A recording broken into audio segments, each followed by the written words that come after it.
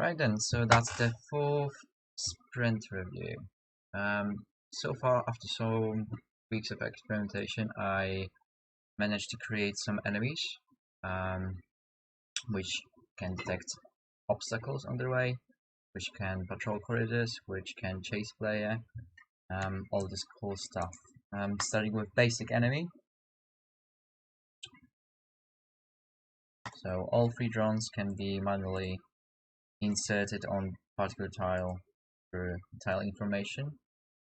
I just create, render the object and enable it automatically. So for most basic patrol drone, it's got two movement patterns. It can either patrol corridors in straight lines, so we can adjust its control points. So it will always start on its initial location. It will be third column, third row, counting from 0, and then it can go, let's say it will go to the second row, so it will move left and then it will move one up. It will automatically adjust if we do something crazy. For example, if we try to reach from this tile straight away into this one, won't be able to do that. It will just inform us because the robot is not supposed to move diagonally. So we're gonna go with second row, and then after reaching second row, we're gonna go with second column. So it's gonna be moving in an L shape and return because it's set on return movement.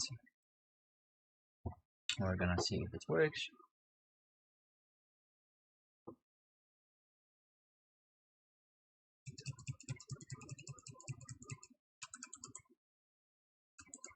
Oh yeah, I did below, so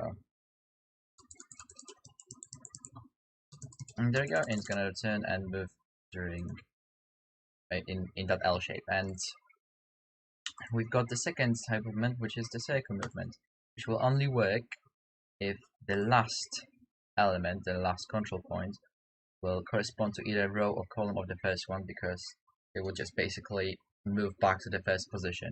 So we can make it circle the whole time instead of just coming back to the first point. So if we go for the second one, second, and we're gonna go with the third one on here.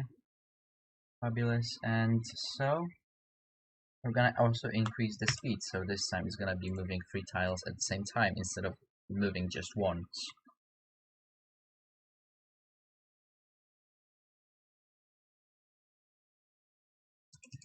Let's see if it works. 3 tiles at the same time. 2, 3, can't move meanwhile until it stops. 1, 2, 3. And we can also check some interactions with player character. So if we try to step on the robot. Oh, I didn't put it in a circle movement actually, did I? It just keeps coming to the first point.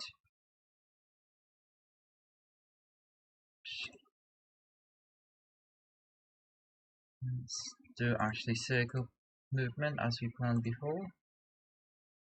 And now it's gonna be coming back to the first position. Hopefully. Takes ages because the OBS is turned on. Takes a lot of space. And so now it just keeps moving in the circle movement. If a player gets on its way, then obviously it's gonna get killed, the level's gonna restart. If there are spikes on enemy patrol way, we're gonna experiment with that as well, and we're gonna try to move player towards robot instead of letting enemy drone approach the player. 1, 2, 3, and player character cannot step on enemy controller, it just to prevent stupid kind of movements. It can, in a matter of fact, roll in enemy's direction, obviously, but it's the only exception. And it's just rolling to the enemy actor, otherwise it's just gonna get killed. And so, let's say there isn't gonna be an obstacle in enemy robot's way. What's gonna happen next? It's gonna get blocked, so it's gonna waste 1 action point, 1 movement point, and it's gonna try to return the same pattern, come back to the first point. In this pattern movement, it's just gonna keep circling around, just gonna change its direction. So it's gonna bump into the wall, and it's gonna change direction. Again, come back. See? Second, a robot controller is more advanced. It will basically start chasing the player if it's seen in a straight line. So, for example, if enemy controller gets here, patrol drone, no, aware drone, this, and I set it some control points, return, and it's gonna set the second one on column number 4, so it moves left. So in normal movement,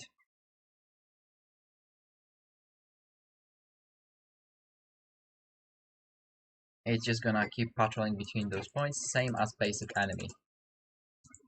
But let's say player starts being unaware of the robot in a straight line. The robot will get aggressive, which will be indicated by the particle system, and now, no matter where the player goes, the drone will follow it in a straight line. The only problem is the robot, it is intentional, it is just basically the less complicated AI components. I'll introduce the more complicated one in a few minutes. This one will always only chase the player in a straight L line, so if it cannot move left, if player is over here, it will move left instead. So if I move down, it will just do nothing because it cannot get any closer to player. But in this position, it can move left in a matter of fact, so it will change position. This drone will always chase the player based from which position it was seen. So if the player is seen from the same row, it will always prioritize the row first, instead of prioritizing the column. Sorry, the other way around. The column rather than row. So if the player was seen from above or from below, the robot will always prioritize to go always below and above, as in the first sequence. And in the top of that, the enemy drone of this type can start aggressive. So from the beginning, it can start chasing the player no matter if the player was seen earlier or not. And now player will just automatically be on a target. Particle system spawns, and drone will just be chasing the player one by one. There you go. And the last, most interesting and most complicated controller will be the smart drone, which will be always chasing the player, trying to find the shortest path. And to prove that, I'll create a little bit of a labyrinth between this robot and player. Plane, gonna make this one plain as well. And so, player is blocked by all this stuff over here. Oh, actually, just gonna do one more thing. We'll make this the drone aggressive from the beginning. Cool. And we'll try to make it move twice per turn. So this time the drone will always try to find the shortest path to the player. And this is thanks to the design I made for Smart Drone, which continuously checks, Alexa, stop, which automatically checks for all the paths possible to reach the player. Checks if it can be reached, the player, from this path, and then if not, it just changes the alteration, so every single possibility is at the end of the day checked. So now let's say the player wants to move here. Player is blocked by all those tiles. The smart drone will move towards player anyways. It will always find the shortest path, no matter what we try to do. There's no escape from this one.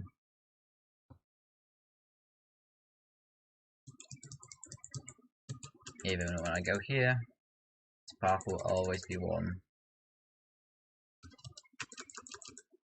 No running. And yeah, that's about it. One thing I could mention at the end, it's problem with the smart drone, which is the performance issue. So the maximum path the robot can find between itself and player is 8 tiles, only because when it starts at the 9th tile, the for loop gets so it's crowded that just basically will stop the game, will freeze it completely for a few seconds and then continue playing. So the performance issue is so big. So I made it so the maximal check is not 8, actually 10 tiles, excuse me. I'm just allowing it to lag it a little bit. So if I move player a little bit further, we're gonna move player character automatically on here as a style tile. And I'm gonna jump the rolling movement. So from here it's gonna be 1, 2, 3, 4, 5, 6, 7, 8, 9. Sometimes it works, well, lags, sometimes it does not. This time no issues, but most often than not the performance is really bad when, especially when the labyrinth is quite difficult at the end of the path. So we're gonna actually try to make this one plain here. So plain, this is still plain, and we're gonna make a little mishmash. Yeah, maybe. Let's do this. And now we're gonna try cheat on the smart drone. 1, 2, 3, 4, 5, 6, 7, 8. 8 tiles.